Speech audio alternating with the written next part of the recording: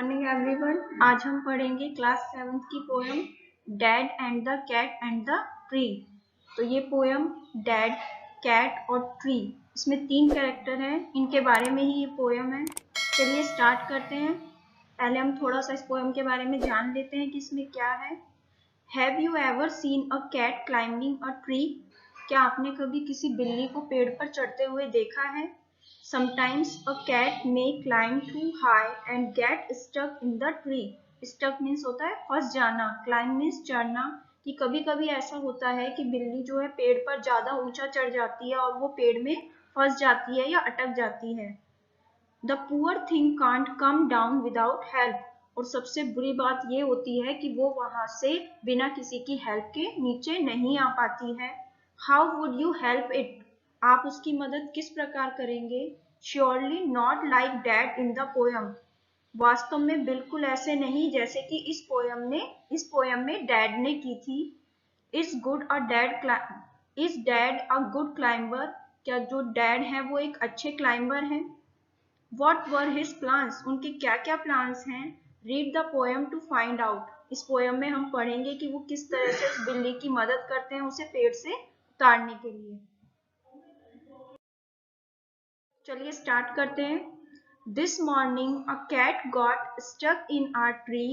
Dad said, right, just leave it to me. This morning a cat got stuck in our tree. कि मतलब एक सुबह क्या हुआ, एक बिल्ली जो कि क्या हो गई हमारे पेड़ में फंस गई। स्टक मीन्स होता है फंसना या फिर अटकना। कि एक सुबह ऐसी थी कि जब एक बिल्ली एक पेड़ में अटक गई थी। Dad said, right, just leave it to me. तो डैड ने कहा कि कोई बात नहीं, ये सब काम तुम मुझ पर छोड़ दो कि मैं उस बिल्ली को वहां से उतार दूंगा। The tree was wobbly, the tree was tall. Mom said, for goodness sake, don't fall. The tree was wobbly. Wobbly means होता है कि टेढ़ा मेढ़ा, हिलना डुलना। कि वो जो पेड़ था बहुत ही टेढ़ा मेढ़ा था और हिल रहा था। The tree was tall. और वो जो पेड़ था वो बहुत लंबा भी था। मम said for goodness sec don't fall. मम मीन्स मम्मी। तो मम्मी क्या कहती हैं? फॉर गुडनेस, की भगवान के लिए तुम वहां से गिर मत जाना। Fall scoff dad, a climber like me, child's play, this is you wait and C.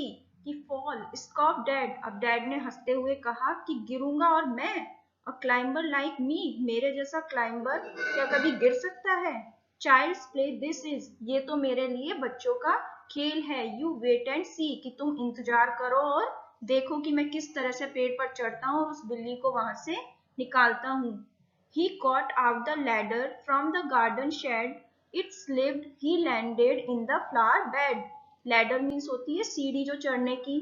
Garden shade means होता है छप्पर या गार्डन में कोई ऐसी जगह जहां पर ये टूल्स वगैरह या फिर व्हीकल वगैरह रखे जाते हैं। छोटा सा स्पेस है जिसे आप स्टोर रूम बोल सकते हैं। तो he got out the ladder from the garden shade.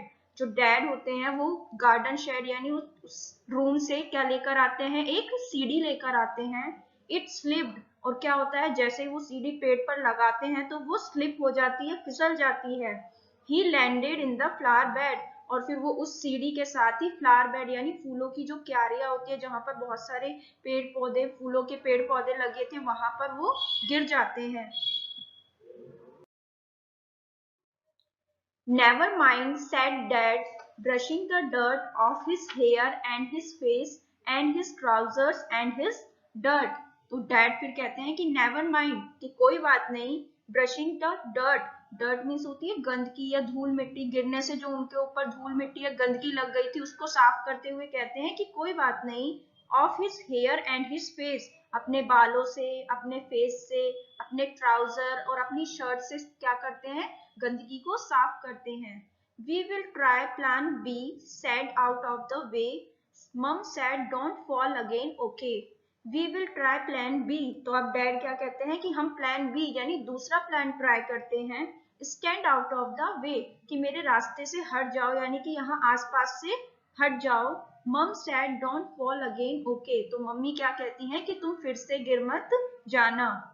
Fall again, said Dad, funny joke. Then he swung himself up on a branch. It broke. Fall again, Dad said.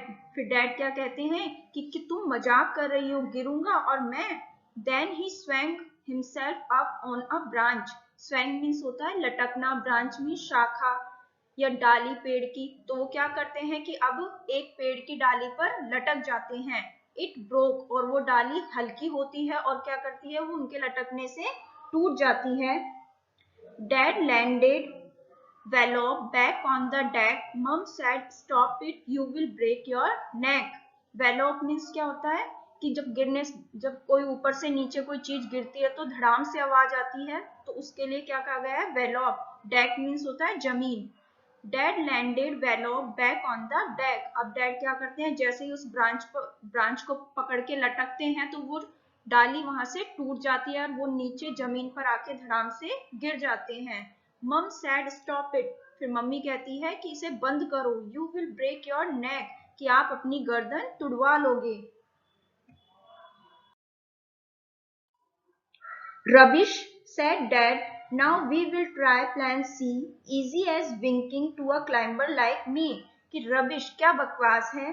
said dad, dad ने कहा, now we will try plan C, कि अब हम plan C यानी दूसरा plan try करते हैं।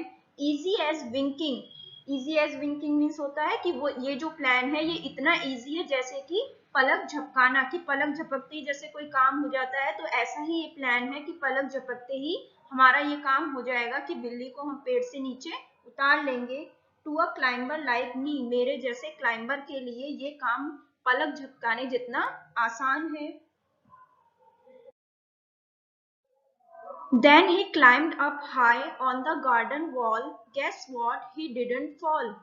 Then he climbed up high on the garden wall. Wall means होती है दीवार, कि गार्डन की जो दीवार थी या बगीचे की जो दीवार थी वो उस पर बहुत ऊंचा चढ़ जाते हैं। Guess what? क्या अनुमान लगाइए फिर क्या होता है। He didn't fall, और इस बार वो गिरते नहीं हैं।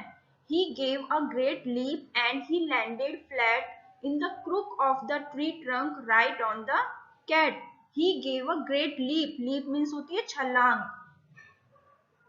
ग्रेट लीप यानी वो गार्डन की जो दीवार होती है उस पर से, और वो पेड़ पर कहां पर, in the crook of the tree trunk, उस जगह पर यानी पेड़ का वो एरिया जहां पर वो बिल्ली बैठी थी, ठीक उसी के ऊपर वो छलांग लगाते हैं।